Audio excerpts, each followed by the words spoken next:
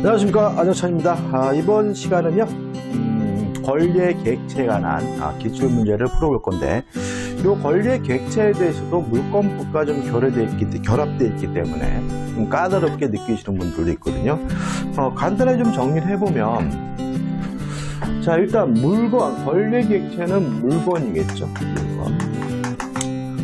자, 물건이 뭐냐에 대해서 우리 민법은 유체물, 눈에 보이는 것뿐만 아니라 관리가 가능하다면 자연력도, 눈에 보이지 않는 무체물도 물건이라고 규정을 두고 있고요. 이 물건이 두 가지가 있죠. 부동산과 동산이 있죠. 부동산은 뭔가요? 토지 및 그 정착물이 부동산이고, 동산은 뭐죠? 부동산 이외의 물건을 싹 동산이라고 하고요. 따라서 일반적으로 문제되는 것은 토지는 부동산이고요, 건물도 부동산인데, 수목도 뭐죠? 부동산이다. 왜냐하면 수목은 토지에 뭐가 되어 있어요? 정착되어 있으니까요. 요 나무가 사과나무인데, 사과나무 사과가 열려 있다면 요 사과나무의 사과도 일단은 뭐죠? 부동산이다. 왜요? 토지에 정착되어 있으니까요.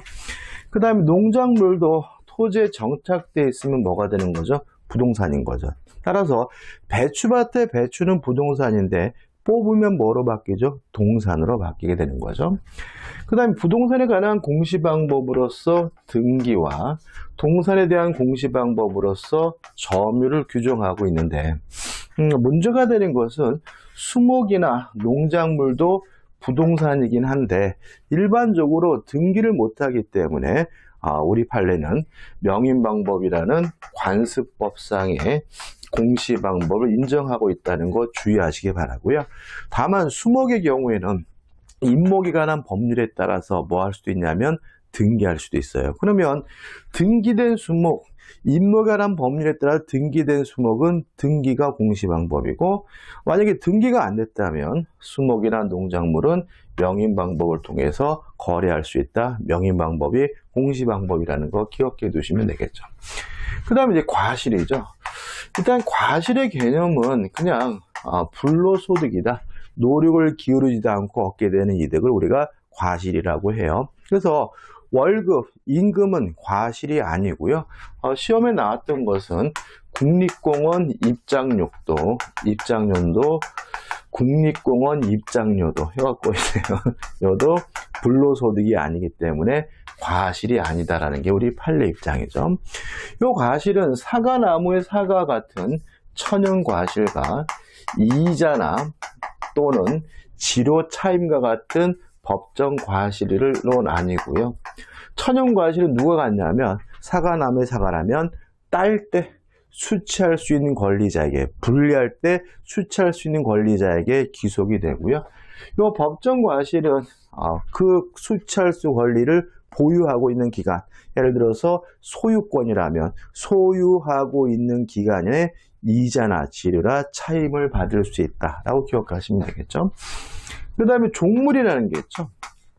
일단 종물이라는 것은 주된 물건의 반대말, 종된 물건이라는 뜻이고요. 근데 구별할 것은 뭐냐면 부합물과 구별을 하셔야 돼요. 이게 무슨 말이냐면, 자, 물건끼리 달라붙었는데 분리가 가능하지만 분리해봤자 존재 가치가 없는 거 우리가 종물이라고 하고요. 아예 분리할 수 없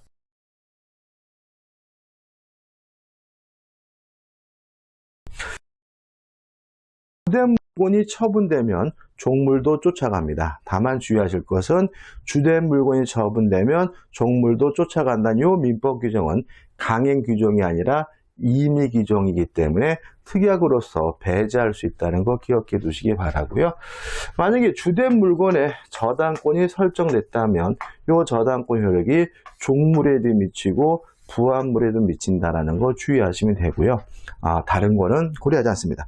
종물이면 당연히 그 효력이 미치고 부합물이면 당연히 그 효력이 미쳐요. 이렇게 주된 권리에 설정된 저당권이 죄송합니다. 주된 물건에 설정된 저당권이 종물과 부합물에도 그 효력이 미친다는 것은 권리에도 적용이 돼요. 예를 들어서 땅이 갑의 것이고 건물이 을의 것이고 을이 건물에 대해서 소유권이 있고 토지에 대해서 지상권, 임차권이 있는 상태라면 이 상태에서 건물에다가 저당권이 설정이 되면 이 저당권액이 지상권에도 미치고 임차권에도 미치게 된다는 것까지 기억해 두시면 되겠죠. 이 정도 문제입니다. 이거 가지고 간단하게 문제를 풀어보도록 하죠. 자, 보죠. 1번입니다. 물건에 관한 설명으로 옳지 않은 것은 이렇게 나와 있죠. 이렇게 돼 있나요? 자, 틀린 걸 찾는데 1번 부동산 이외의 물건은 동산이다. 물론 뭐죠? 맞는 질문이죠. 2번 전기 기타 관리할 수 있는 자연력도 물건이고요. 3번 자 분리하는 때 이를 수취할 권리자에 속하는 것은 우리가 천연과실이죠. 법정과실은 그 수취할 수 있는 권리를 보유하고 있는 기간 동안 갖게 되는 것은 뭐죠? 법정과실이고 분리할 때 수취할 권리자에 귀속되는 것은 천연과실이기 때문에 3번 법정과실은 원물로부터 분리하는 때 이를 수취할 권리자에게 속한다는 질문은 X고요. 답은 3번이 되는 거죠. 4번 건물의 개수인데 좀 설명을 드리면 자 이런 문제입니다. 자, 한 동의 건물이 있어요. 한 개죠. 근데 아파트와 같이 이렇게 따로따로 구분해서 소유할 수 있고요. 그러면 뭐죠? 여러 개의 건물이 되는데 이러한 구분 소유권의 객체가 되는 부분을 우리가 전유 부분이라고 하고요. 이 전유 부분이 되기 위해선 두 가지 요건을 요구합니다. 구조상, 이용상, 독립성이 있고요.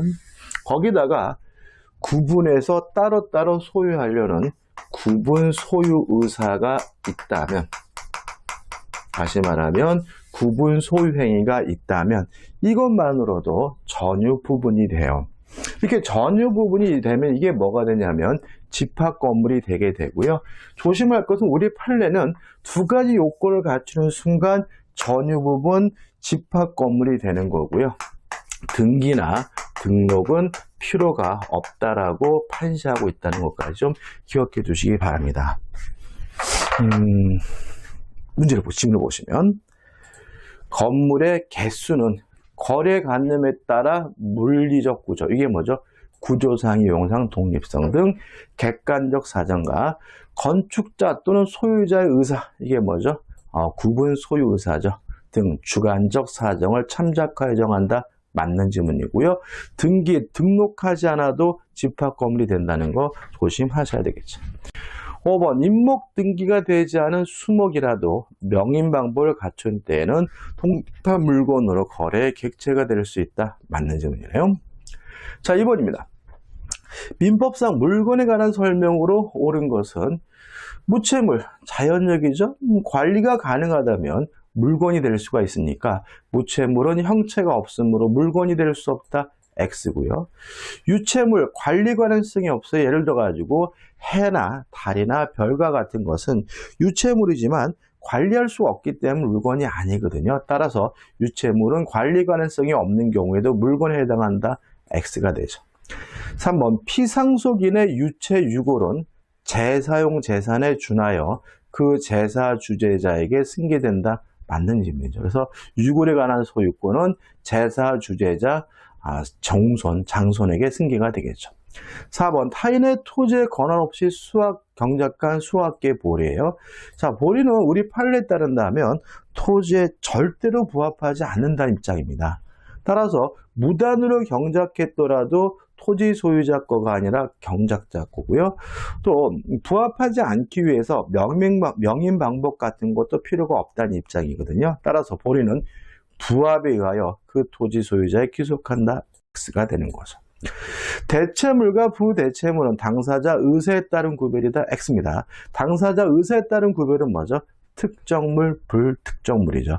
이 대체물, 불대체물은 물리적 구조, 거래 관념에 따라 따지는 문제이기 때문에 X가 되네요. 3번입니다.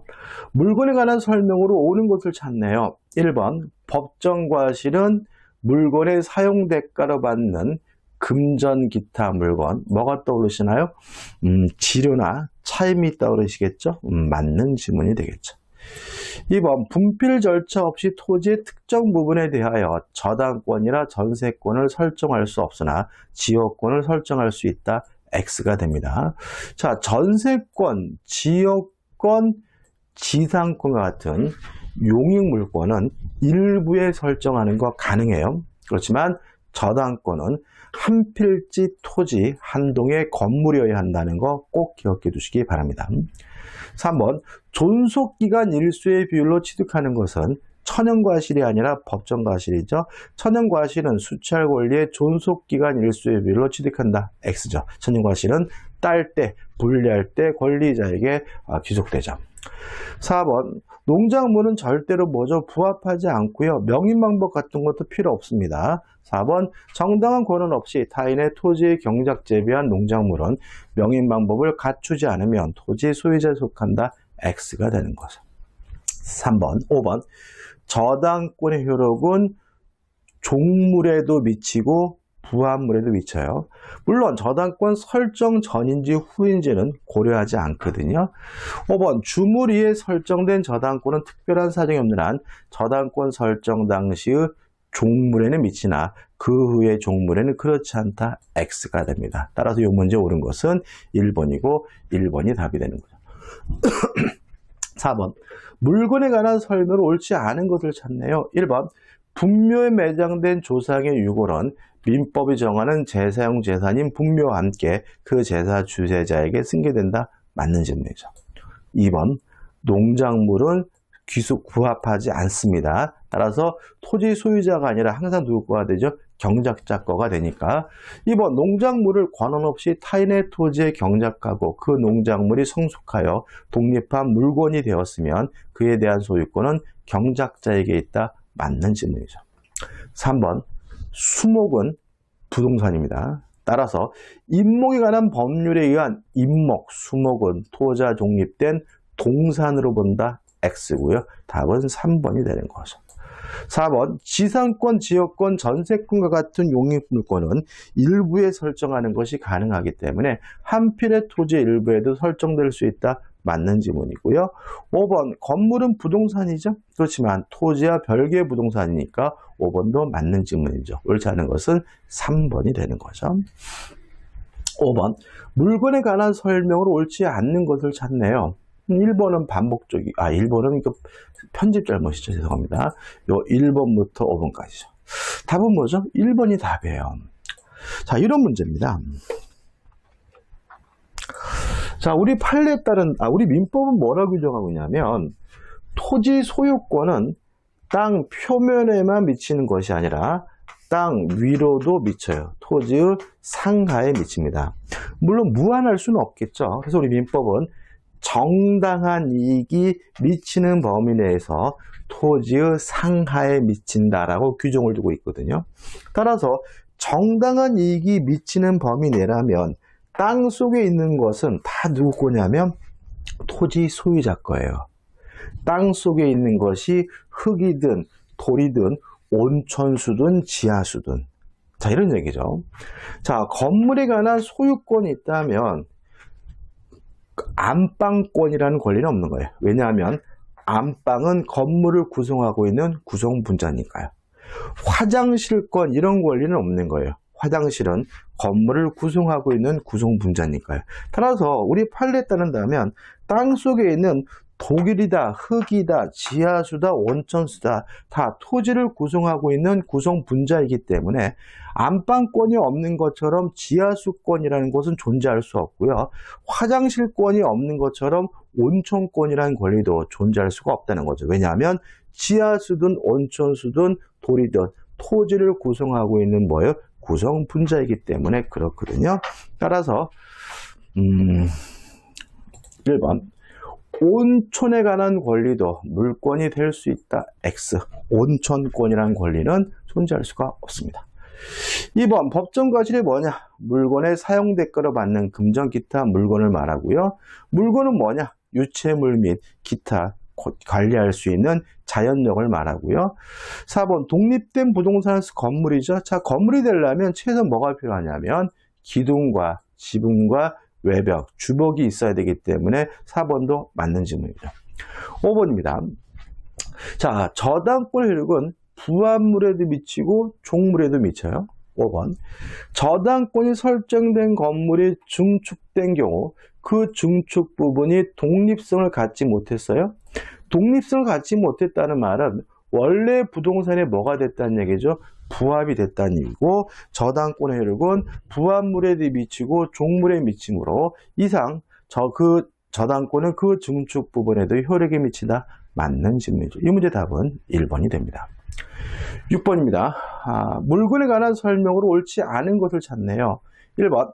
부합한 동산의 주종을 구별할 수 있는 경우에요. 자, 동산끼리 부합했어요. 자, 요거는 우리가 소유권에서 정리할 건데, 원칙적으로 주된 물건의 소유자가 주종을 구별할 수 없는 경우에는 가액의 비율로 공유하거든요. 따라서 특별한 사정이 없는 한 각 동산의 소유자는 부합 당시 가액의 비율로 합성물을 공유한다. X가 되는 거죠. 다시 말하면 동산끼리 부합한 경우에는 주종을 구별할 수 없는 경우에만 가액의 비율로 공유하고요. 원칙적으로 주된 물건의 소유자가 소유권을 갖습니다.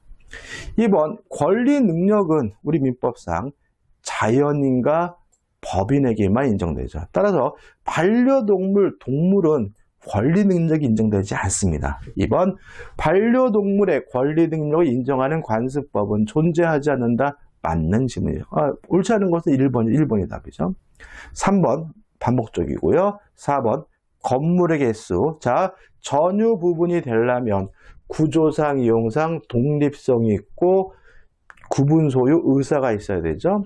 등기 등록은 필요 없다 그랬죠. 따라서 건물의 개수는 공부상 등록에 의하여 결정되는 것이 아니라 건물의 상태 등의 객관적 사정, 독립성과 소유자의 의사, 구분 소유 의사 등 주관적 사정을 참작하여 결정한다. 맞는 질문이죠.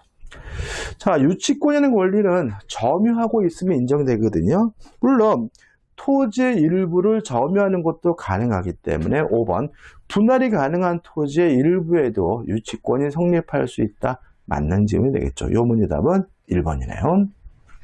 7번입니다. 주물과 종물에 관한 설명으로 옳지 않은 것은 1번, 주된 물건을 처분하면 종된 물건도 쫓아갑니다.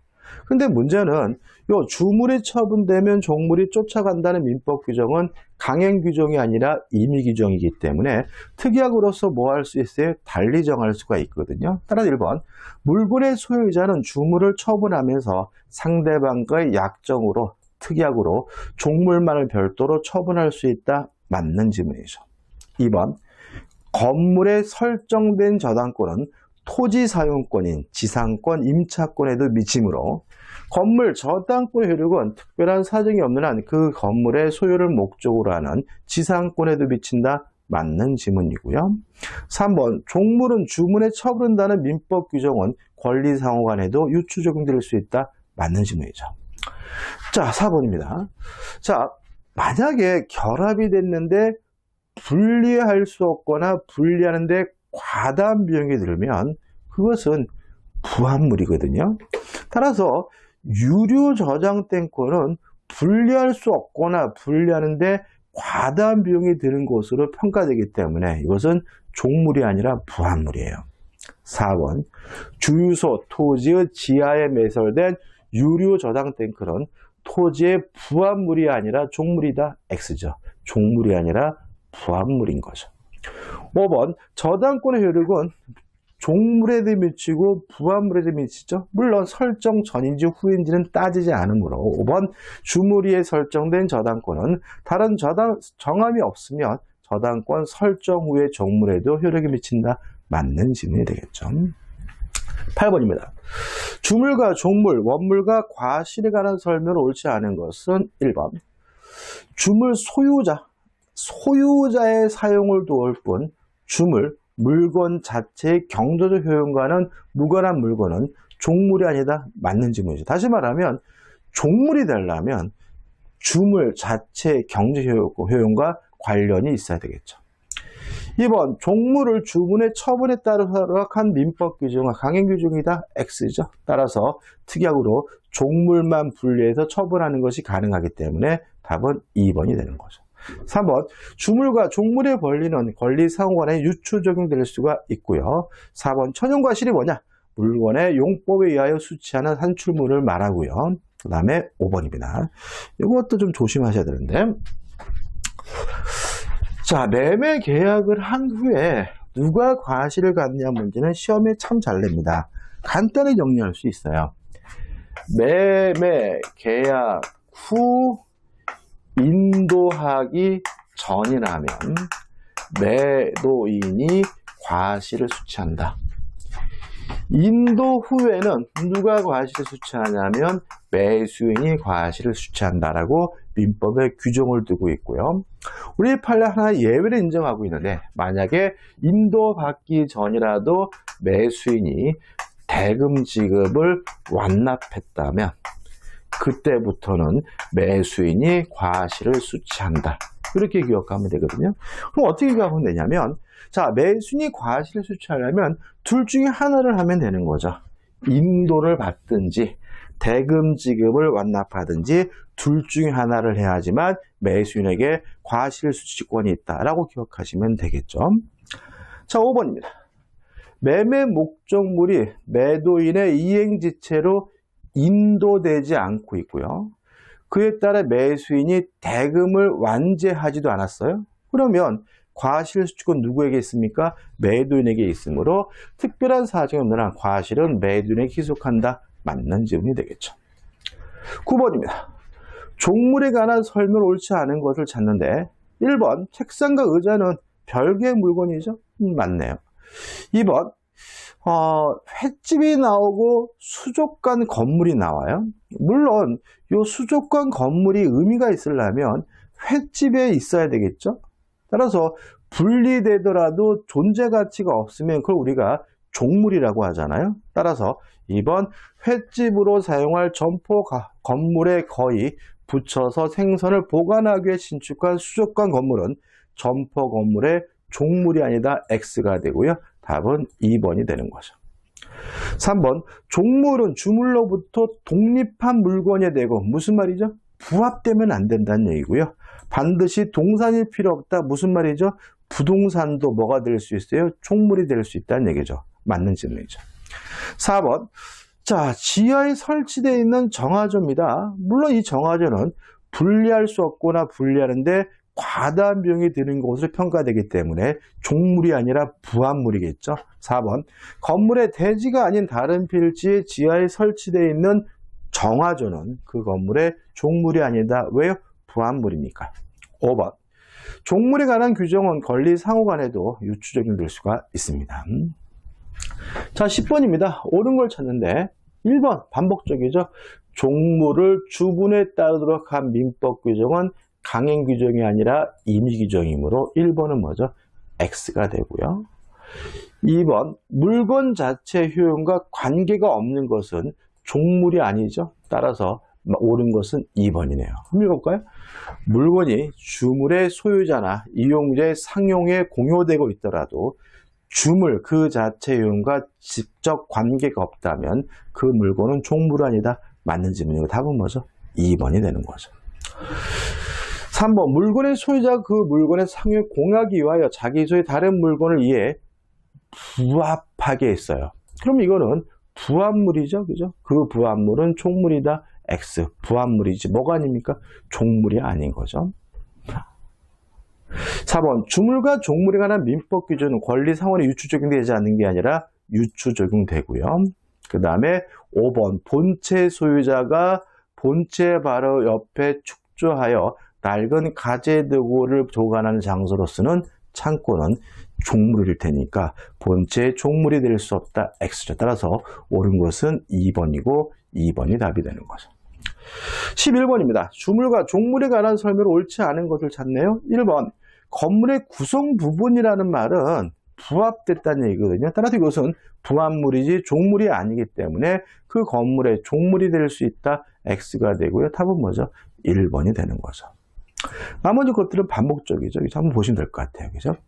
12번입니다.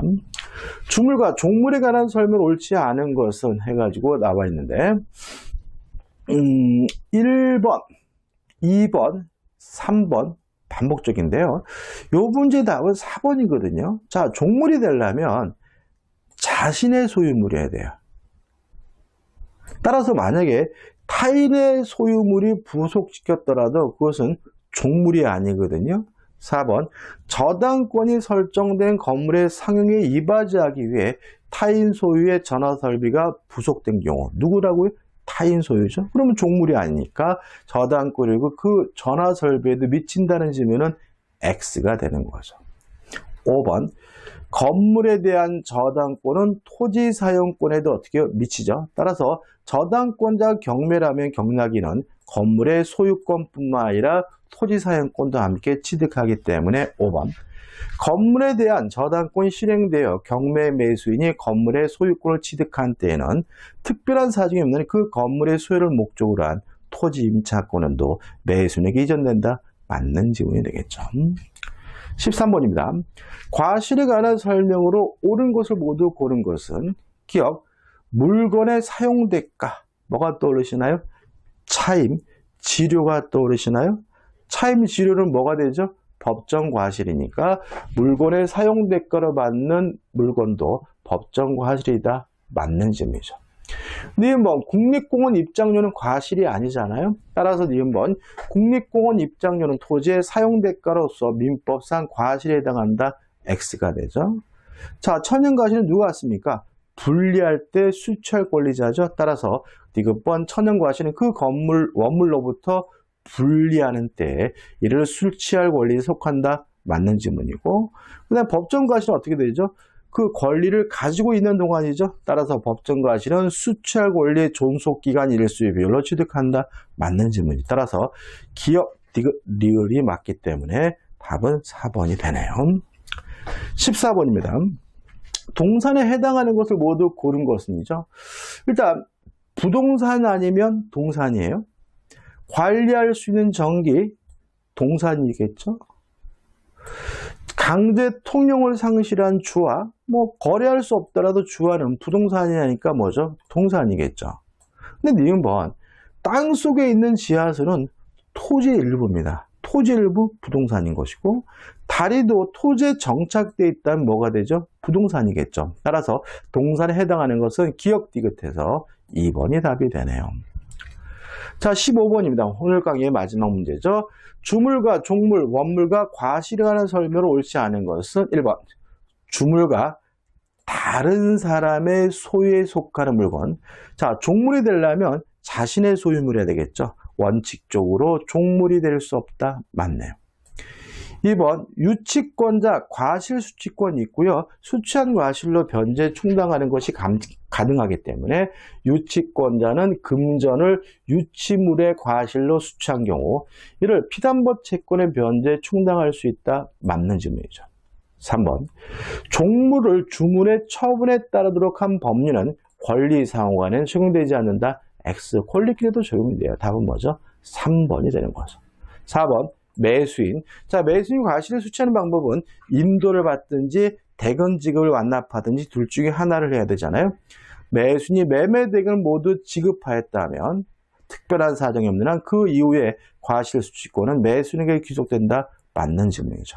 5번, 주물 소유자의 소유자, 사람이죠. 사용에 공유되고 있더라도 주물 그 자체의 효용과 직접 관계가 없는 부분은 종물이 아니다. 맞네요. 따라서 옳지 않은 것은 3번이 되는 거죠.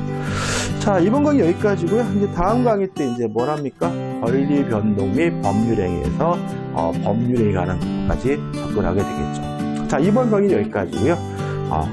고맙습니다.